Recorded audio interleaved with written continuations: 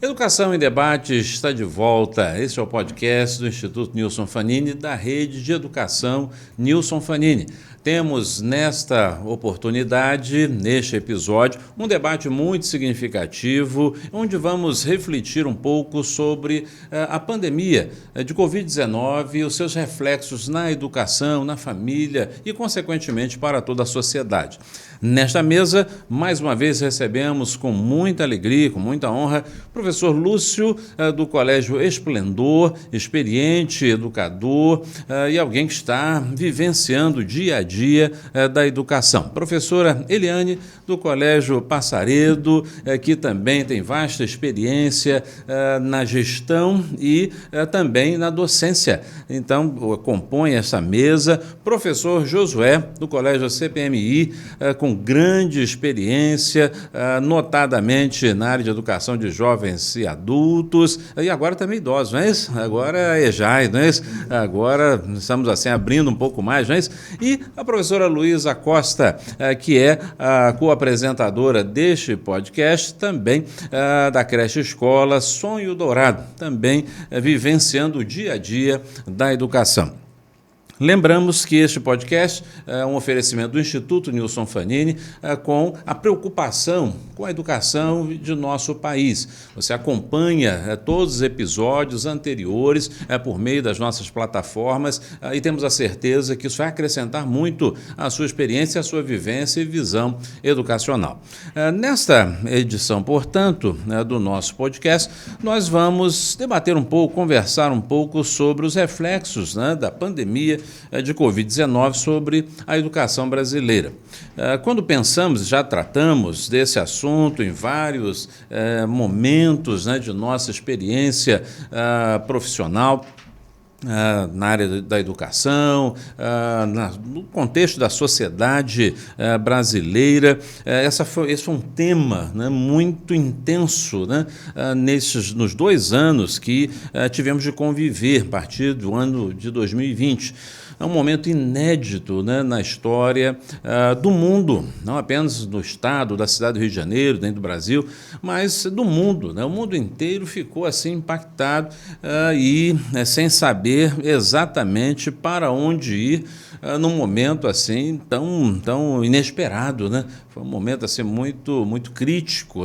Particularmente eu me lembro bem assim de como nós vivenciamos aquilo, na minha experiência, cada um vai ter a sua experiência com toda certeza. Eu me lembro que eu estava numa reunião e de repente surgiu essa notícia, Não, mas daqui a pouquinho, só por 15 dias, tudo vai voltar ao normal, e não voltou, não é isso?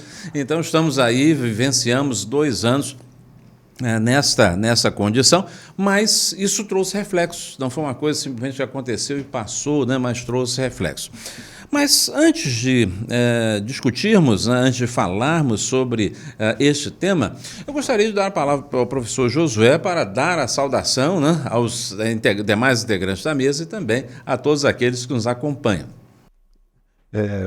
Quero agradecer aos companheiros de mesa, são meus colegas aqui, a Luísa, Sonho Dourado, Lúcio, do Esplendor, professor Eliane, Passaredo CSS, da Ilha do Governador, e a todos os ouvintes de casa. Muito obrigado pela companhia de vocês. Espero que a gente possa ir ao encontro de vocês para que possamos, nessa reflexão, trazer um pouco de luz sobre esse assunto. Muito obrigado. Muito bem. Professor Lúcio, suas palavras iniciais, sua saudação à mesa e àqueles que nos acompanham. Eu venho agradecer também por estar aqui com os colegas também, como o José falou, o professor José, agradecer por estar aqui, como a professora Eliane, como o professor José, a professora Luísa, e todos nós por participar também desse encontro tão importante para nós esclarecer muitos assuntos aqui que houve e ainda continua até hoje, nos dias de hoje. Ok. Professora Luísa Costa. Quero agradecer a presença, primeiramente a honra de estarmos aqui juntos, de estar nessa mesa, compondo essa mesa com ilustres colegas, tão nobres, tão excelentes naquilo que fazem, não somente como educadores, mas gestores. Nós que somos gestores, nós sabemos a dificuldade e os desafios que nós encaramos antes da pandemia e agora, nesse pós-pandemia. Então, eu quero agradecer a honra de estar aqui com vocês, de poder participar desse momento. E quero agradecer também os nossos espectadores, né, nossos telespectadores que estão nos assistindo, vão nos acompanhar durante o nosso momento aqui, nossa conversa, que com certeza será de alto nível. Continue conosco para que a gente possa trocar, né, aqui ideias, aprendermos juntos e com certeza passarmos aquilo que a gente vem vivenciando e os nossos educadores estão enfrentando com essa realidade pós-pandemia. E muito obrigada ao pastor Roberto por nos conduzir aí durante esse momento. Ok, muito obrigado. Professora Eliane, é a sua vez. Bom, eu sempre agradeço a oportunidade, como a Luísa falou, esse momento é muito importante porque é um momento de reunião e de reflexão, né? Nós que trabalhamos com educação, nós passamos por várias situações, mas a pandemia, ela mudou a vida das pessoas e mudou radicalmente a vida das escolas. Então, acho que esse programa, ele é muito importante para todas as pessoas, porque são vários esclarecimentos que serão feitos. E eu gostaria de agradecer a vocês por, mais uma vez, a gente ter a oportunidade de estar aqui juntinho. Muito bem, feitas essas apresentações e as palavras iniciais, professora Eliane, ouvimos falar intensamente, né, de pandemia, Covid, nesse tempo, mas acho que seria bom, né, de qualquer maneira, nós relembrarmos um pouquinho o que é a pandemia e vamos relembrar também um pouquinho como ela começou, não é isso? O que a gente pode lembrar do que é uma pandemia, né? E, consequentemente, como essa pandemia nos alcançou, quando, como foi? Bom, na realidade as pessoas ficam muito assustadas com o nome pandemia, porque é muito comum a gente ouvir epidemia, né? Então a pandemia é a disseminação global, geral de uma doença. Quando você fala em epidemia, né, a gente sempre trabalha com um EP alto, um exemplo. Então, demo, povo, então é muita gente com alguma doença. Então, tem algumas epidemias em regiões. O pan, né, vem de todo. Daí Pangeia, o mundo como era antigamente. Então, a pandemia é justamente isso. É todo o planeta sendo acometido por uma doença. Então, é uma disseminação global, né? E ela começou... a gente soube disso no dia 12 de março, e como o senhor falou anteriormente, foi um susto para todos, porque nós, escolas, recebemos uma informação de que nós teríamos umas férias antecipadas de 15 dias. Então, eu creio que todos os colegas presentes comunicaram isso às suas escolas, e de repente nós paramos por 2 anos. Então, foi assim, um susto muito grande, né? O planeta não estava preparado para isso, as pessoas não estavam preparadas para isso. Sim, é verdade. E é interessante que a pandemia teve início, né, podemos assim dizer, como pandemia, em março, né, de 2020, consequentemente, num momento em que o ano letivo, né, estava no seu começo. Poucas semanas, né, de aula, né, poucas semanas os alunos, as crianças, os jovens e adultos estavam de volta à sala de aula e, de repente, chega essa notícia. Né? A notícia, bom, seriam 15 dias inicialmente e a coisa foi se alongando. Eu gostaria de fazer uma pergunta, né, talvez ela possa ser assim, um pouco surpreendente ou diferente, né, mas assim, eu gostaria de ouvir como é que foi isso na escola, né? Eu não me recordo exatamente, mas pelo menos eu me lembro da notícia, né? Se a minha memória não me trai, foi alguma coisa entre quinta-feira e sexta-feira, né? Quando isso, sexta-feira, não é isso? Como isso caiu na realidade do colégio de cada um, né? Aqui, né? Quando disse assim, vamos fechar, né? Vamos fechar a escola por 15 dias. Professor Luiz, como é que foi isso, né? Naquela sexta-feira, né? Como isso soou assim no seu ouvido e como a senhora processou isso ali naquele final de semana, né? Primeiramente, férias em março é algo que a gente nunca cogitou, nunca pensou, nunca imaginou. Estamos começando o ano letivo, né? Mas dentro do que a gente estava compreendendo o que estava acontecendo dentro da necessidade de isolamento, ficamos um pouco assustados, né? Eu levo até uma questão muito... que a escola na qual que eu trabalho, que eu faço a gestão, tem o integral. Então, eu estava levando às férias crianças da escolaridade, em algo que eu nunca imaginei no início de um ano letivo, e levando crianças que os pais precisavam, que nem todo mundo parou naquele momento, levando a ficar em casa. Os pais não tinham opção de, não, então vou mandar só para a creche. Então, eu tive que fazer a paralisação geral. Todos os funcionários que estavam trabalhando foram para casa, não podiam estar na escola. Nós ficamos realmente 15 dias aguardando. Não conseguimos enxergar esse retorno após os 15 dias, porque estendeu, né? Então, foi um momento muito difícil. Durante 15 dias, tudo bem, vamos lá, vamos ver essa luz no fim do túnel. Após os 15 dias que começou o problema. A princípio, a grande notícia nos assustou. Fecha tudo, vamos ficar em casa. Quem tem escola teve que assimilar ali, porém quem tinha integral, como que nós vamos fazer 15 dias sem abrir? Né? Então, o fato, com a minha experiência, de ter que prestar os serviços para a creche, que envolve realmente tomar conta, banho, alimentação, foi algo que teve quebras imediatas. Tiveram pais que decidiram naquele momento retirar, porque aqueles 15 dias eles queriam colocar em outro lugar, com a possibilidade de pagar em outro lugar e ali dar continuidade ao serviço necessário. Mas foi um impacto muito grande.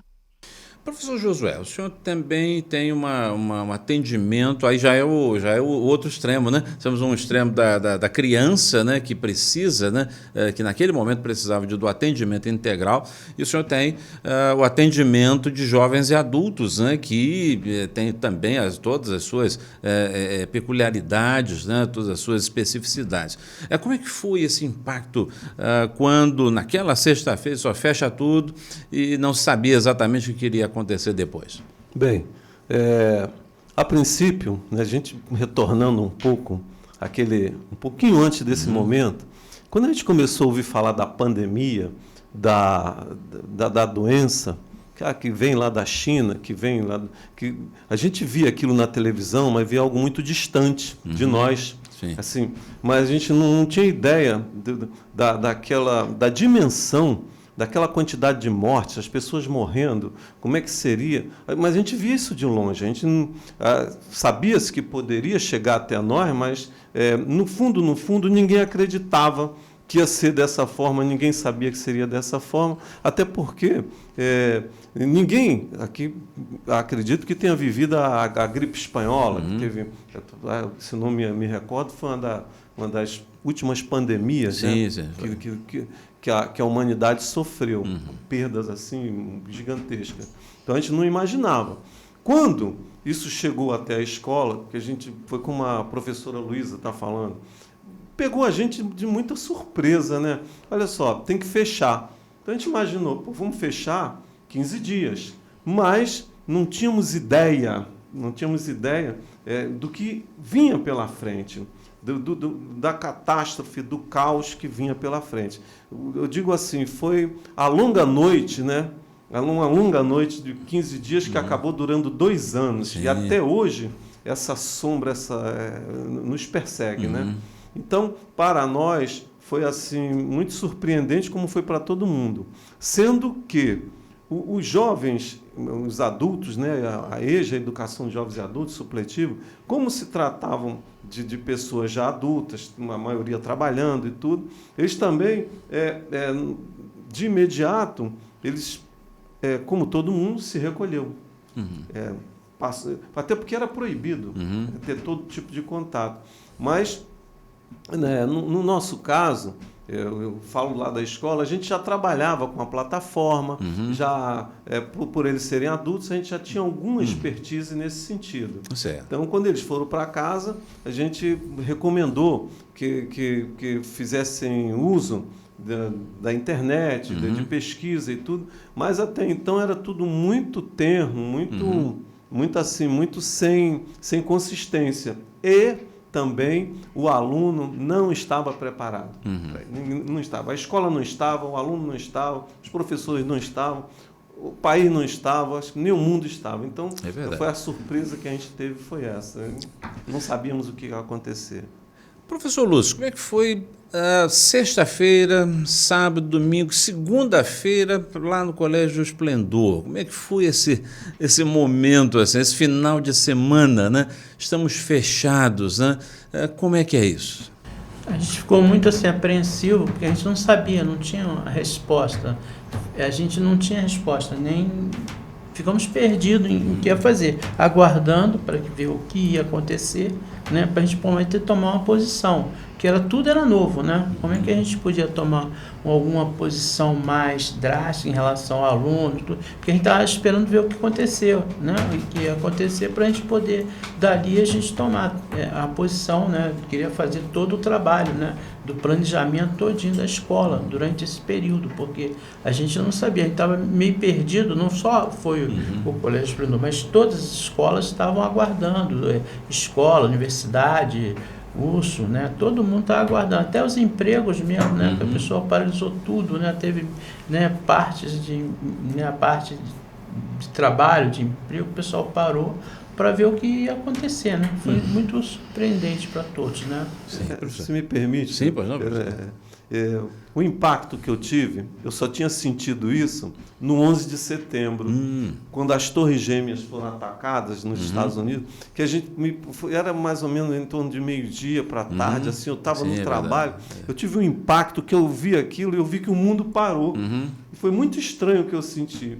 E essa sensação eu voltei a sentir justamente no dia 11 para 12 de março, com a notícia da pandemia. É só isso que eu queria acrescentar. Foi muito impactante. Muito significativo.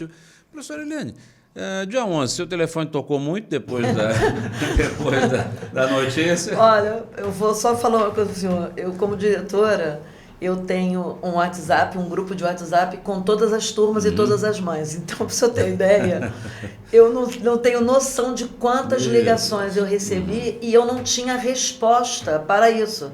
Eu só falava, a gente precisa aguardar uma decisão do governo, até para a gente tomar uma posição, porque até então nós não saberíamos como seria o ensino, até porque eu creio que nenhuma escola estava preparada para o ensino remoto de primeiro momento, exceto aquelas pessoas que já usavam uma plataforma com ensino à distância. Então, o grupo que trabalhava já com ensino à distância, o professor Josué já trabalha com ensino à distância, ele já tinha uma plataforma, por exemplo, ele não se impactou tanto. Mas eu, que eu trabalhava só com presencial, eu tive que pedir muita calma aos pais e sempre falando, ó, vamos aguardar uma posição do governo para que a gente possa agir.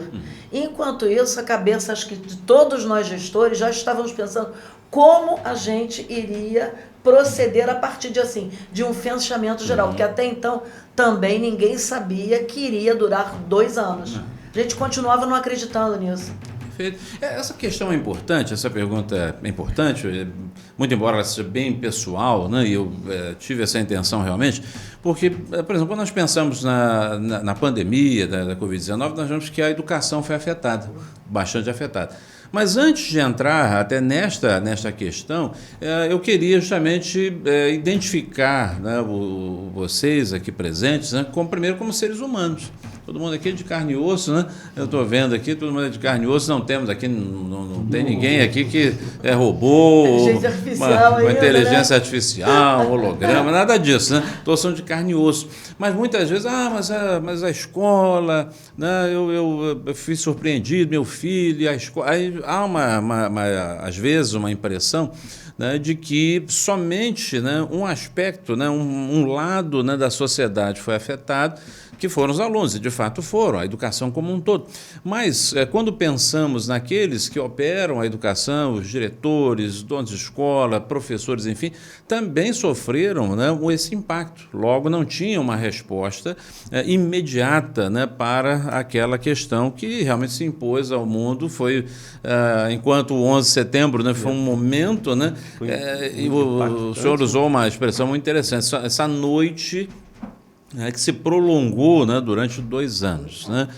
Então, diante disso, assim, quais os principais aspectos que os senhores e as senhoras destacariam como impacto, né, na educação, né, causado pela Covid-19?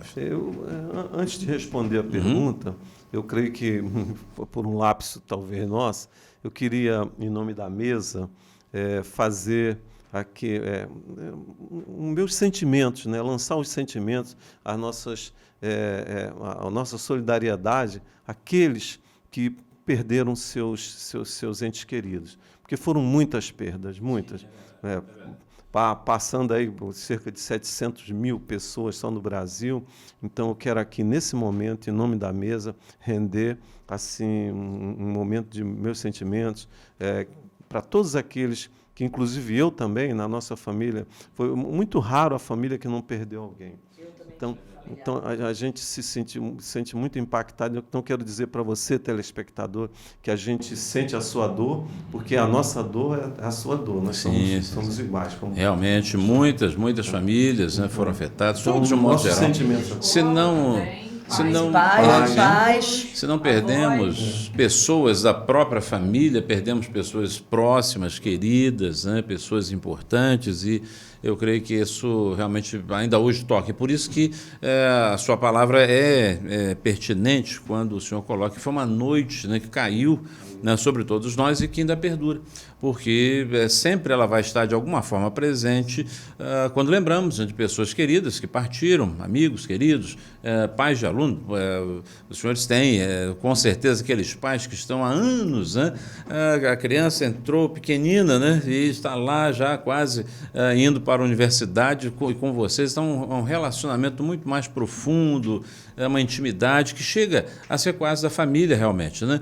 Então, essa dor ela será levada ainda por muito tempo, com toda certeza. Mas, além disso, além dessa dor, né, que vai ser carregada, quais os principais aspectos, quais os principais efeitos, né, curriculares, enfim, como é que poderíamos analisar essa situação? Professora Eliane, a senhora já rapidamente manifestou aí no semblante, né, que muita coisa acontecendo. Então, conta pra gente. Primeiro, a gente teve um impacto muito grande porque nós temos várias camadas sociais. Então a gente sabe que o que foi para uma escola, para outra foi diferente. Então isso foi um abismo, né, que teve das escolas, por exemplo, com maior poder aquisitivo, que conseguiram se adaptar mais rapidamente ao ensino remoto. As outras escolas, nem tanto. Então essa adaptação para a gente foi muito difícil, né? Eu, por exemplo, não tinha uma plataforma, tive que adquirir uma plataforma, tive que aprender a mexer na plataforma e tive que ensinar para a minha equipe. Então, com tudo isso, nós tivemos um impacto muito grande. Além disso, houve uma redução de carga horária, né? Você tem uma matriz curricular a cumprir anual e, durante o período da pandemia, essa matriz curricular foi diminuída. Então, certamente, houve um comprometimento no processo de ensino-aprendizagem. E isso nos preocupou muito, porque nós estamos pagando um preço muito alto, porque além dos 2 anos, nós tivemos que recomeçar agora. Então, foi uma perda de conhecimento muito grande, e não só de conhecimento, de vivência. Uma das coisas que mais me preocupou é aquela convivência do aluno na escola, porque é um ambiente saudável, de convivência, de você estar com os amigos, e os alunos perderam isso. Então, então além do cognitivo, né, que é o aprendizado, tem o socioemocional, o afetivo. Então, essa perda, por enquanto, a gente não está sentindo que a gente chegou lá ainda, né? Que a gente não conseguiu alcançar o local aonde nós deveríamos chegar. Isso é uma perda muito grande. Professora Luiz, há indicativos de que houve uma perda aí de pelo menos 8 meses, né, de estudo, né, do aprendizado, talvez como em outros países, ou mais, né, como da Europa ou dos Estados Unidos, um pouco menos, 5 meses, enfim. No caso das crianças, né? A professora Eliane fez menção à questão socioafetiva, o relacionamento, a adaptação na escola, que a gente sabe que para a criança é muito mais difícil. Como você viu essa perda dentro, né, do que era preciso naquele momento e hoje, na verdade, precisa se recuperar? Como a senhora vê isso? A princípio, nos primeiros momentos, né, nós sentimos muito impacto da dificuldade das crianças em relação à habilidade social, né, as regras de convivência, ao convívio, até mesmo essa aproximação, tocar. As crianças tinham muito medo de um abraço, até mesmo porque as mídias, né, as televisões estavam passando essas informações, por mais que os pais não deixavam seus filhos assistirem, passavam um sentimento, não se aproxima, não toca, não vai, não vem. E ao mesmo tempo que eles tinham esse medo, dentro da escola, de tocar um no outro, a gente tinha que manter o distanciamento, a professora não podia chegar muito perto do aluno, então a gente ficou vivendo como se a gente estivesse num país e as crianças no outro. Não pode se aproximar, não pode abraçar, não pode segurar na mão do aluno, né? Então foi um dos aspectos difíceis que demorou para que a gente tivesse uma real aproximação, para que a gente pudesse fazer o que a escola precisa fazer. A gente não consegue fazer um ensino com a educação infantil sem um abraço, sem afeto. Eu acredito na educação com vínculo. Então, como fazer isso sem tocar no seu aluno, sem se aproximar dele? São crianças repletas de sentimentos. No ensino fundamental 1, que nós também temos na escola, eu senti, além dessa questão das emoções, um atraso significativo em questões da coordenação motora, da coordenação global, até dentro dos aspectos de conteúdo. As crianças estavam inseguras na relação emocional, inseguras para desenvolver, não tinham adquirido conhecimentos dos anos, no caso do ano anterior, digamos de 2020, que foi um ano praticamente que nós ficamos numa noite, né, que não terminava.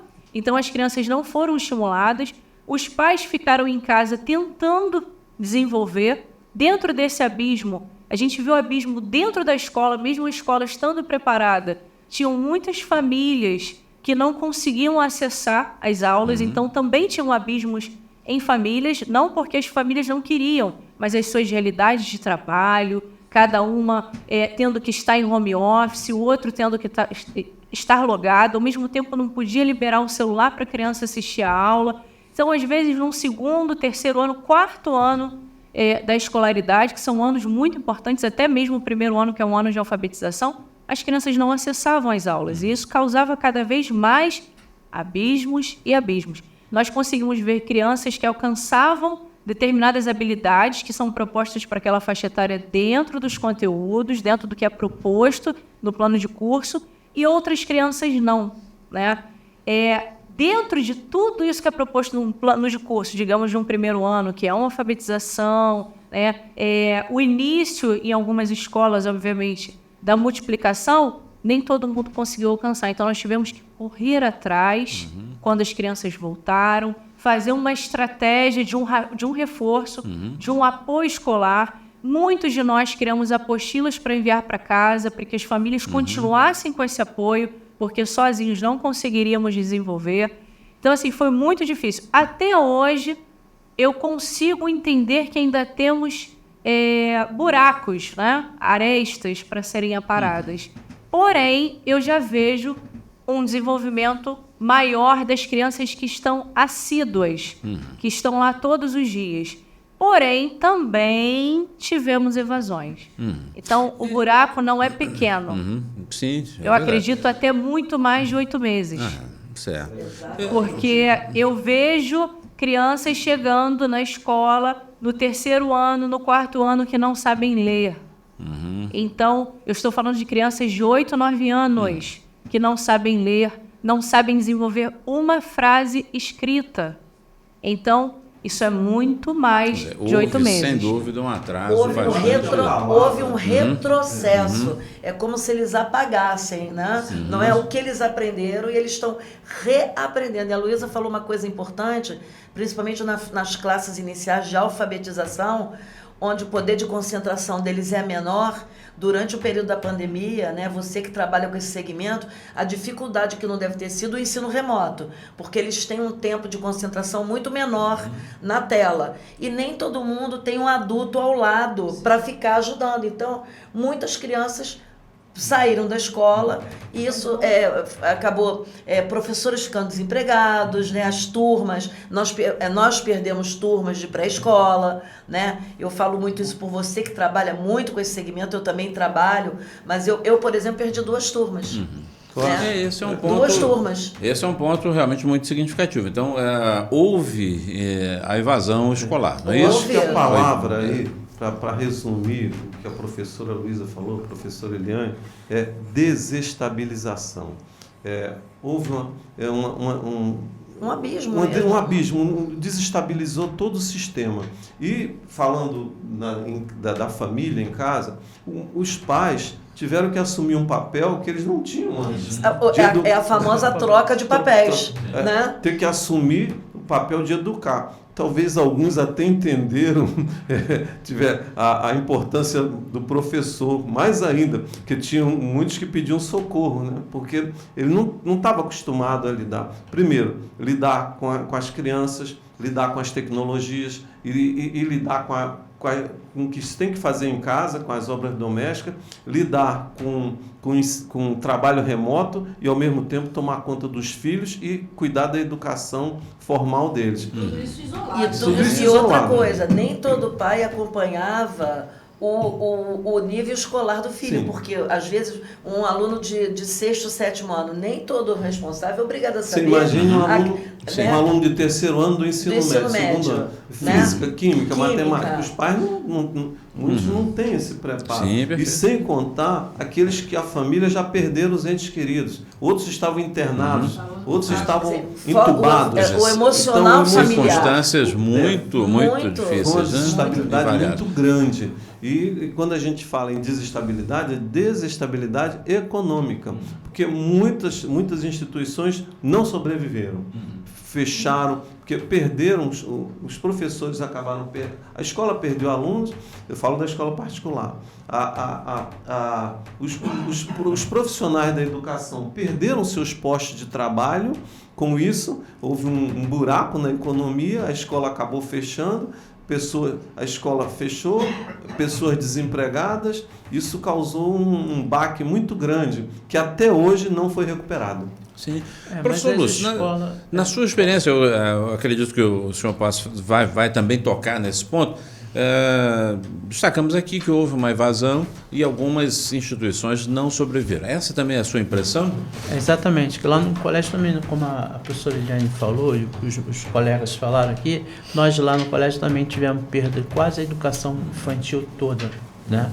Então a gente ficou assim, não tivemos mais praticamente educação infantil e nós tivemos que chamar os pais para conversar com eles, até para não tirar da escola, né? Porque aí não é questão somente do pagamento, era questão também de perder, né, esse foco, perder o trabalho que já tinha sido feito todo, né? Esse trabalho que, como a Luísa falou, do trabalho que você tem com os pais, a parte cognitiva, a parte toda de desenvolvimento, já tinha desenvolvido junto com a criança, entendeu?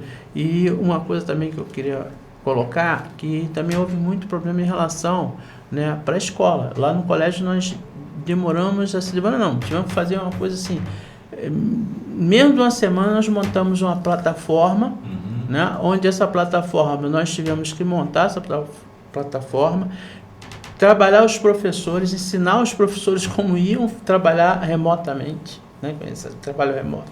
E também tá todo esse trabalho, como nós íamos passar ele para os alunos, né, de forma também remota, que muitos não tinham internet, né, e com isso também prejudicou o trabalho, né. E aí a minha pergunta agora é nesse sentido. O senhor falou aí de montar uma plataforma. Na fala do professor. Sim, só um segundinho, já integra aí essa visão. O senhor falou de preparar a plataforma, treinar professores, temos os pais. Como é que foi isso, né, de vocês que são diretores, né, estão à frente das suas instituições? Como é que foi isso? É criar, né, um novo sistema passar isso para os professores, passar isso para os pais e atender os alunos. Como é que foi essa? Remotamente.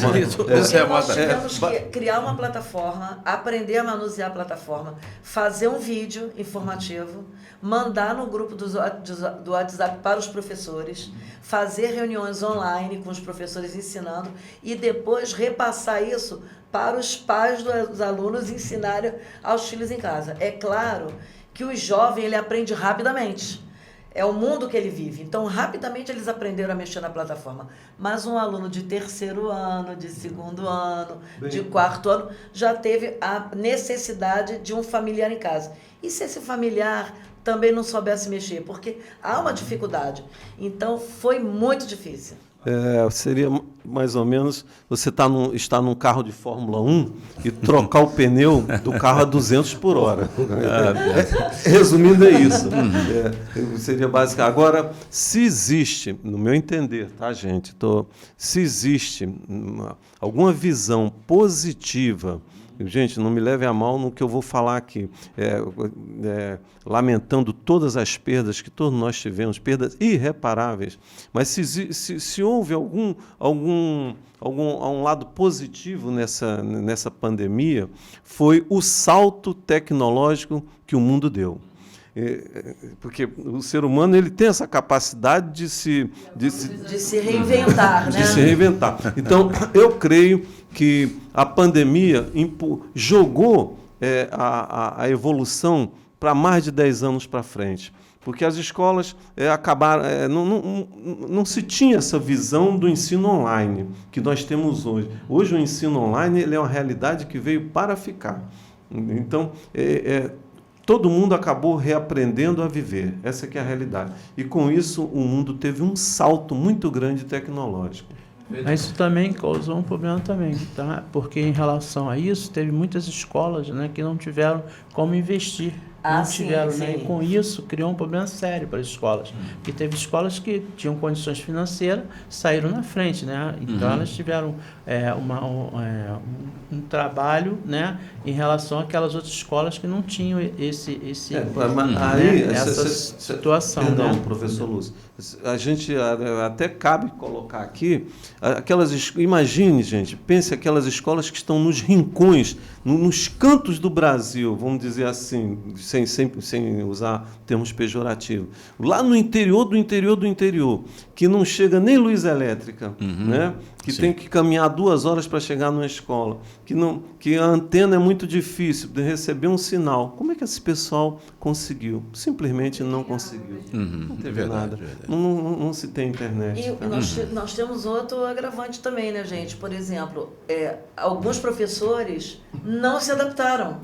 Então, nós tivemos professores que pediram demissão, preferiram se aposentar ou não se aposentar, sair do emprego porque não estava conseguindo se adaptar ao novo mundo, né? Que um choque. Falou, o novo mundo, o novo normal. Um choque da realidade. Então, alguns professores simplesmente pararam. Outros tiveram crises emocionais, não conseguiam falar de frente para uma tela.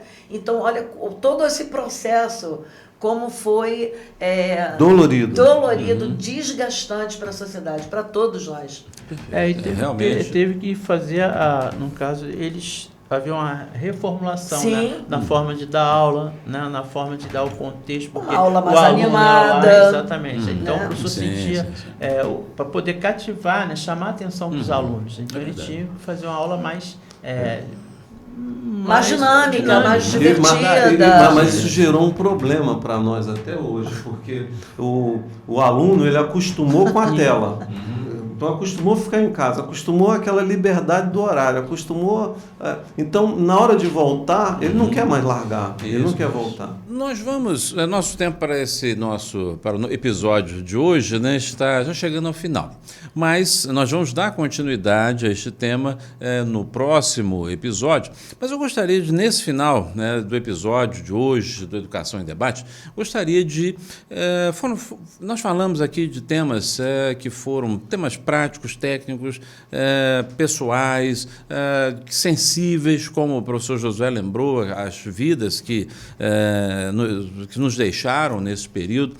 qual a palavra que vocês, né, trariam assim para aqueles que estão nos acompanhando, alunos, pais, colegas, né, de trabalho, professores, donos, diretores de escola? Qual a mensagem que vocês enviariam para cada um desses nossos colegas e esses que participam conosco, né, desse planeta chamado Terra, né, e que compartilham nossas dores também? Professora Luísa. Professor Roberto, a gente... existe uma frase que muitas vezes as pessoas elas banalizam, né? Mas eu não vou falar dele como um ideal, eu vou falar dele como um fazer pedagógico. Primeiro, antes de eu me mover como educadora, eu tenho que ser gente. Eu preciso ser gente. Nós temos uma missão, nós somos seres humanos, nós vemos o que nós enfrentamos na pele, na nossa vida, na nossa casa e principalmente na escola. Nós somos gente. E depois nós somos educadores. Essa missão que nós temos como educadores, como regentes da educação, ela não é para todo mundo, apesar de muita gente querer ser professor. E assim, eu não vejo como o dom. Você tem o dom. Existe uma coisa que me move muito, a determinação. O acreditar. Então, você que é educador, que é professor, que é gestor, que é diretor, que é gente, precisa acreditar na educação do nosso país. Nós estamos dentro de um cenário geográfico que passa por lutas na história da educação desde quando Pedro Álvares Cabral chegou aqui. Desde quando começou a história da educação. Mas eu acredito que hoje nós já vencemos muito o cenário da desigualdade, temos muito a vencer e pós-pandemia nós temos que pegar o nosso lápis, a nossa caneta e nós temos que enfrentar as desigualdades. Através da gente, através da nossa missão como gestor, como educador, nós podemos mudar a história não só do nosso país, que é tudo que a gente quer, né? Mudar a história do Brasil. Mas nós podemos mudar a história de uma criança que está lá no sertão, que está dentro da escola onde eu estou, que está dentro da escola de cada um de nós aqui trabalha. Então, eu acredito na educação como transformadora, como educação humanizada. Nós precisamos trazer isso para dentro da escola. E essa não eu tenho isso como uma bandeira. Não é muito maior do que uma bandeira, é uma missão. A gente precisa dormir e acordar amando os nossos familiares, amando a Deus, mas amando a educação. Isso é um legado. A gente começa hoje com uma sementinha, que é uma criança, e ela gera frutos inimagináveis. Então, acreditem, vamos acreditar na história, vamos acreditar no nosso poder de mudar a história. Professor José. Bom, a gente pode citar vários escritores, educadores. Tem duas frases que eu gosto muito, porque uma é aquela: um país se faz com homens e livros, né? Monteiro Lobato, né? E Paulo Freire, no dizer de Paulo Freire, é caminhando que se aprende a caminhar. Então, precisamos caminhar, não importa. Você cai, levanta, só perde quem desiste. Enquanto você não desistir, você não perdeu. Esse país é um país muito grande, é um país muito importante para o mundo. Esse país é importante para nós.